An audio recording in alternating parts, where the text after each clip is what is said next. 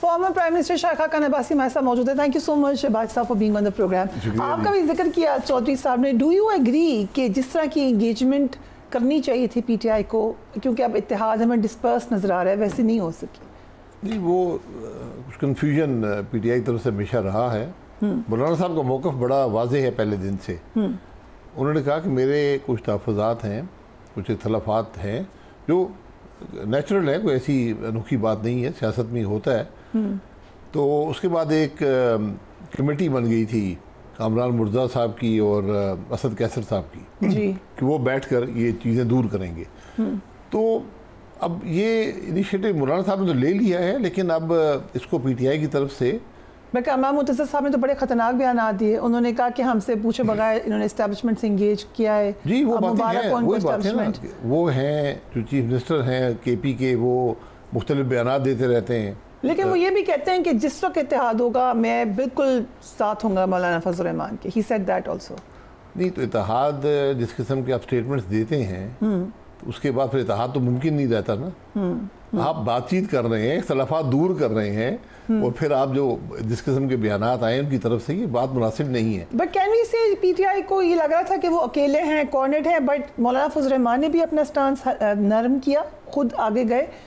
अभी जमात इस्लामी बीच में कोशिश करती रही, आप लोगों ने अलायंस कर लिया, लेकिन क्या वजह क्या? PTI can not work in an alliance? Alliance वहाँ कोई अभी नहीं है। अलायंस तो सबका होगा ना। अलायंस दो जमातें तो आपस में नहीं कर सकती हैं, या तीन जमातें या चार जमातें। तो यही कोशिश है कि जो सोच है उसमें इत्तेफाक पैदा किया जाए। उसमें दो बड़ी जमातें हैं, एक पीटीआई है और एक जेयूआई है। ठीक, तो ये हमारी कोशिश है कि सब इकट्ठे बैठें और आपस में जो इख्तलाफात हैं दूर करके और एक बड़े मकसद के लिए काम करें। एक मीटिंग तो हुई भी थी, आपको याद होगा, मुस्तफा नवाज खोखर के घर पे कई मीटिंग्स हुई हैं। पर अभी भी आपको लगता है कि हो जाएगा ऑपोजिशन का अलायंस? ये एक इसकी ज़रूरत है, सबको ज़रूरत है। कैसे होगा? आपने सुन लिया मौलाना फजल रहमान ने कहा कि मैं नहीं जा रहा उनके साथ अलायंस में। नहीं, उन्होंने ये बात तो नहीं कही ना। ही सेड कि मैं हालात बेहतर करना चाहता हूँ, लेकिन फिलहाल जी ये बिल्कुल हालात को बेहतर, उन्होंने बड़ा वाज़ेह तौर पे बताया हुआ है कि क्या इख्तलाफात हैं, क्या तहफ़्फ़ुज़ात हैं। तो उस पर चाहते हैं कि कोई एग्रीमेंट हो ताकि वो आगे बढ़ सके। मकसद के लिए हम सियासत कर रहे हैं, वो मकसद पूरा हो। पर एजेंडा क्या होगा? मौलाना कहते हैं दोबारा इलेक्शन हो, अभी जमात इस्लामी ने कह दिया कि हम तो इलेक्शन नहीं चाहते दोबारा। आप चाहते हैं? जहाँ तक मेरा इल्म है जमात इस्लामी मीटिंग में ज़रूर शामिल हुई है, कुछ मीटिंग्स में, लेकिन उन्होंने इत्तेहाद का हिस्सा बनने पे कभी जोर मुझे इसरार नज़र नहीं आया। तो अगर वो शामिल हो तो बहुत अच्छी बात है। जो एजेंडा होता है वो बदलता रहता है। Do you feel Jamaat Islami ज़्यादा पोस्चरिंग गवर्नमेंट के साथ करती है एज अपोज टू ऑपोजिशन? ये कहना मुश्किल होगा, जमात इस्लामी की इतनी प्रेजेंस पार्लियामेंट में नहीं है। है ही नहीं। और जी मेरा सेनेट के अंदर शायद है। आई थिंक वो भी रिटायर हो गए, as far as I know, will confirm. हाँ, बहरहाल तो उनका एक मिडिल ग्राउंड उनका रहा है हमेशा। हाँ, senator Mushtaq is the only one in the parliament now जिनसे वैसी डिटैच करती है जमात इस्लामी अपने आप को। सेनेटर मुश्ताक साहब का एक बड़ा इंडिपेंडेंट और बड़ा ऑब्जेक्टिव स्टांस हमेशा रहा है। सो यू सेइंग कि जेआई कभी भी साथ नहीं रही, जेयूआईएफ आपको लग रहा है कि ऑन अ लार्जर एजेंडा आ जाएगी, जो कि होगा क्या? बिल्कुल। देखिए ये मुल्क की ज़रूरत है कि अपोजिशन जो है वो अपोजिशन का रोल अदा करे। आज 1 साल से ऊपर हो गया, अपोजिशन का रोल अदा नहीं कर सकी। वो पीटीआई तो सड़क पर ही उनकी कोशिश रही है कि जलसा जुलूस धरना ये सब चीज़ें की जाएं। तो उन्होंने पार्लियामेंट को भी निगलेक्ट किया और जो हुकूमत उनके पास है उसको भी निगलेक्ट किया। पर ये आपने बड़ी इंपॉर्टेंट बात की है कि गवर्नमेंट के अंदर भी अलायंस में मसला हुआ और अब अपोजिशन में भी ये प्रॉब्लम हो रही है। जो सोलो फ्लाइट लेनी है पीटीआई ने, ये डू यू थिंक कि चल सकेगा इस सियासत में? मौलाना ने भी ये कहा कि हम चाहते हैं हमारी जैसी सियासत करें जहाँ सब साथ मिलके बैठें। बट व्हाट्स पीटीआई की सोलो फ्लाइट तो सोलो उनका अपना एक तरीका था। तो अगर वो अलायंस में आएंगे तो ये मुल्क के लिए भी बेहतर होगा, मुल्क की सियासत के लिए बेहतर होगा। But they are the largest, the single largest party in Pakistan. They are very popular. तो शायद इसलिए उनको लगता है कि हमें ज़रूरत। पॉपुलर भी हैं, लेकिन पॉपुलर होना काफ़ी नहीं है। आपको सोच भी चाहिए। पीटीआई जिस तरह 4 साल हुकूमत करती रही है, अगर वही सोच लेकर सियासत करेगी तो पॉपुलैरिटी तो एक हद तक आपको ले जाती है।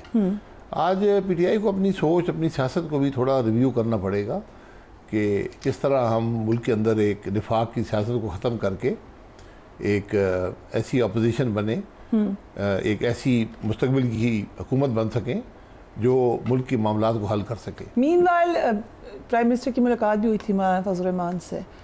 ऑब्वियसली गवर्नमेंट भी कोशिश कर रही है कि ये अलायंस ना बन सके। गवर्नमेंट हमेशा कोशिश करती है। बुरहान साहब बड़े क्लियर है इस मामले में। आपको ये लगता है? जी बिल्कुल। After several meetings I guess बहुत सी मीटिंग्स हुई हैं, बहुत सी मीटिंग्स हुई हैं। उससे आपको लगता है कि मौलाना गवर्नमेंट में तो नहीं जाएंगे? नहीं। राइट। सो अब फिर एजेंडा क्या होगा ऑपोजिशन का? सड़कों पे तो आने का फिलहाल कोई इरादा नहीं। एजेंडा जो अपोजिशन काम करती है, मुल्क में अल्टरनेट पॉलिसी देती है, ठीक है, मुल्क के मामलात पर बात करती है, मुल्क के मसाइल के हल देती है, अवाम की नुमाइंदगी करती है, हुकूमत की खराबियों की निशानदेही करती है। यही अपोजिशन का काम होता है। चाहे वो आप पार्लियामेंट के अंदर करना चाहें, बाहर करना चाहें, सड़कों पे करना चाहें। सड़क भी आपका एक हक होता है, जमहूरी हक है। आप जलसा करें, जुलूस करें, रैली निकालें, ये सब चीज़ें सियासत का हिस्सा होती हैं। राइट। सो हुकूमत बानी पीटीआई से मुलाकातों पर एक किस्म की कंट्रोल और अनदेखी पाबंदी लगा दी है अब तो। जिसको वो चाह रहे हैं उनकी मुलाकात हो रही है, नहीं चाह रहे उनकी मुलाकात नहीं हो रही। एटलीस्ट पीटीआई ये कह रही है। ये देखिए, ये बातें माजी में भी हुकूमतों ने की हैं। इनका नुकसान होता है क्योंकि पीटीआई को आप पसंद करें ना करें ये आपकी मर्जी है। मेरे अपने बहुत से तहफ़्फ़ुज़ात, इख्तलाफात पीटीआई की सियासत से हैं, लेकिन ये एक बड़ी वाज़ेह हकीकत है कि पीटीआई आज शायद पाकिस्तान की वाहिद जमात है जो हर सूबे के अंदर एक ताकत रखती है, एक support base, substantial support base रखती है।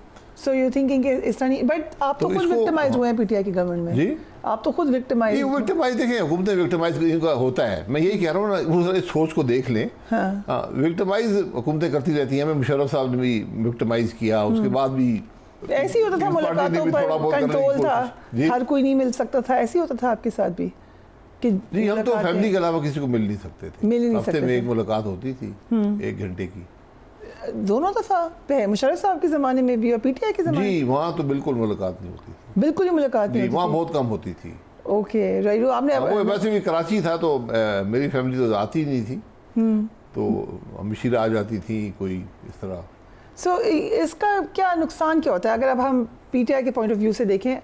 यू वर अ पॉलिटिशियन, आप चले गए, ऑलमोस्ट रिक्लूज हैं, बाहर से खबरें नहीं आती, या आप होते हैं, आपको पता चल रहा होता है कि क्या हो रहा है? आपको रसाई होती है, आपको अखबार वगैरह मिल जाता है, और जेल में जो लोग काम करते हैं वो आपको बताते हैं। क्या बताते हैं? सारा दिन रिपोर्टिंग का काम करते हैं तो गुफ्तगू। और बड़े जेल के जो पुराने लोग होते हैं वो बड़े जादीदा, बड़े इंटरेस्टिंग लोग होते हैं। ओके। क्योंकि वो माशरे के एक ऐसे पहलू को देख रहे होते हैं, और उनका ऑब्जर्वेशन की स्केल्स उनकी, और जो पुराने अफसर थे वो इंटेलेक्चुअली बड़े स्ट्रांग हुआ करते थे। उनको पढ़ने का बड़ा मौका मिलता था, शेर शायरी, अदब,